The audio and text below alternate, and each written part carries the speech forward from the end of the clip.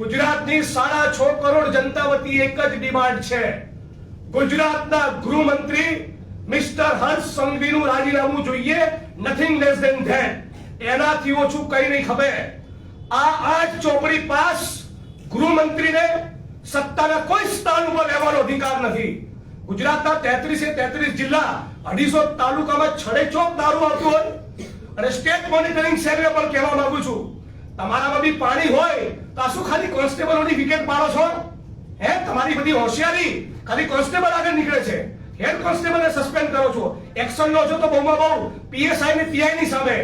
થરાદમાંથી, સાબરકાંઠામાંથી, બનાસકાંઠામાંથી, ભરૂચમાંથી નીકળેલો જે દારૂ, બનાસકાંઠા થરાદમાંથી નીકળેલો દારૂ જે પાટણ, મહેસાણા અને ગાંધીનગર થઈને અમદાવાદ, ખેડા અને બાલાસિનોર સુધી જાય છે, એના રસ્તામાં આવતા એલસીબી ના પોલીસ ઇન્સ્પેક્ટરો શું કરે છે? તમારું એસએસજી શું કરે છે? તમારું સ્ટેટ આઈબી શું કરે છે? તમારી લોકલ ક્રાઇમ બ્રાન્ચ શું કરે છે? તમારું સેન્ટ્રલ આઈબી શું કરે છે?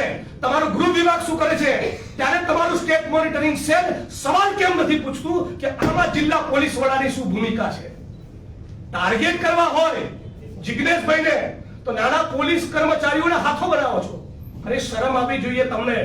હેડક્વાર્ટરમાં રહેનારા પોલીસના નાના કર્મચારીઓના પરિવારોની કાન ઉપર બંદૂક મૂકી ટ્રાન્સફરની ધમકી આપી જિગ્નેશભાઈની સામે ઉશ્કેરો છો. તમારું તો આનાથી પેટનું પાણી બી નહીં હલે.